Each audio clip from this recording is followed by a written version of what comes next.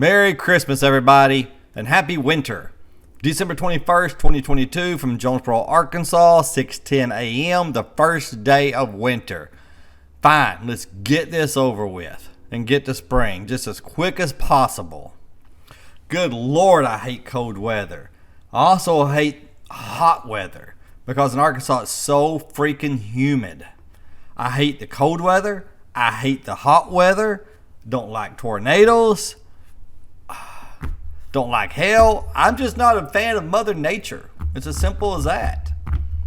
But anyway, we're going to look at what our solar panels have produced in Northeast Arkansas during the entire fall season. This is the second full season we've had them hooked up. The first full day we had them was May 28th, as you see right there. But here we go. Fall, right here. Whatever color this is, I'm colorblind. I think it's gold. I'm pretty sure it's gold. It better be because it says so down here. And this color is the same as this color, I think. Wait, is it? This looks different all of a sudden. I don't know. Like I said, I'm colorblind. But anyway, here we go. Whatever color this is fall. Now, here's what I've done. We were loosely promised an average of 35.6 kilowatt hours a day. If you look in the upper left-hand corner, the days that are 35.6 or more are gold, and the ones under are black. And as you'd expect, this is mainly black here. And we started out real good in the fall. Look, I was shocked at all these gold days. And then all of a sudden, it all fell apart. Look at this, 4.9, 5.7, 2.32. Which is the worst day yet, 3.4. Look at this. Pitiful. Absolutely pitiful. But here's our seasonal record highs and lows. Let's go back to spring. Now, we only had a few days of spring. I think somewhere in the neighborhood of 15 days. 53.03 was the high. 20.48 the low. Summer, 52.56. And the low, 6.52 on a really bad stormy day. Fall, the high 44.85 and the low 2.32. We had 56% of our days gold, and 44% black. 116 to 91. Spring, our average is 43.9. Summer, 40.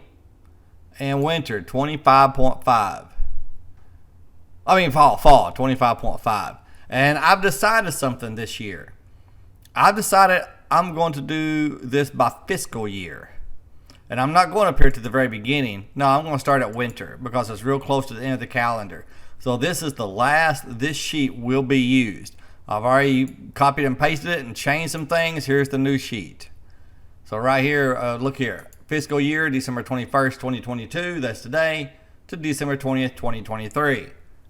So that's what I'm going to keep up with from now on instead of calendar year. But the reason is, if I kept it up by calendar year, then the winter would be screwed up every single year because it would never be a complete winter in any given year.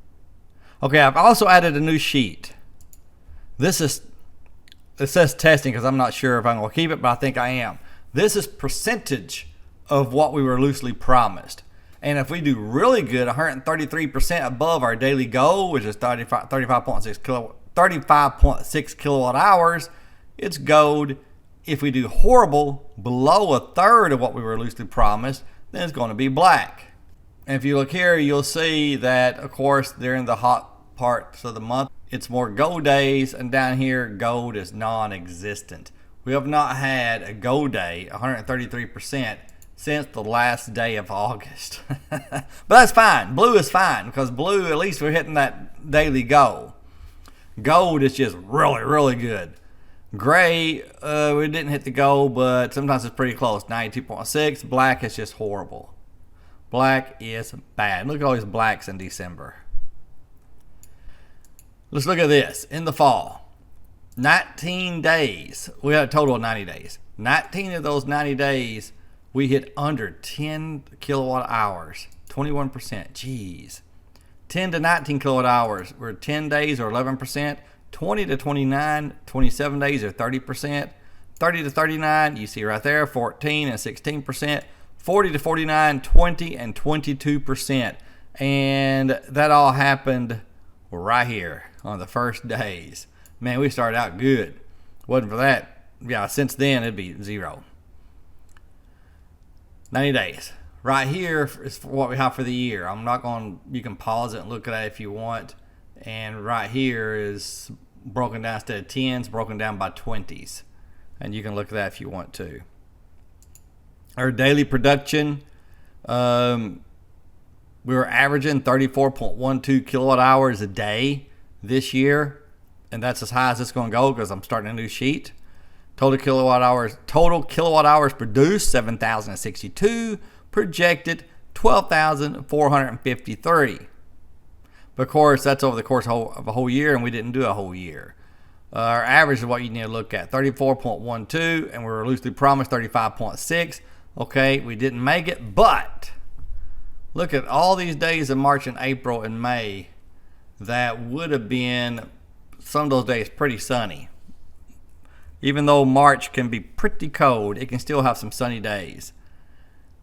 You know, so I think we would have made our goal had it been a whole year. But then again, look at all these super cold days we missed in January and February that would have brought that down. So I don't know.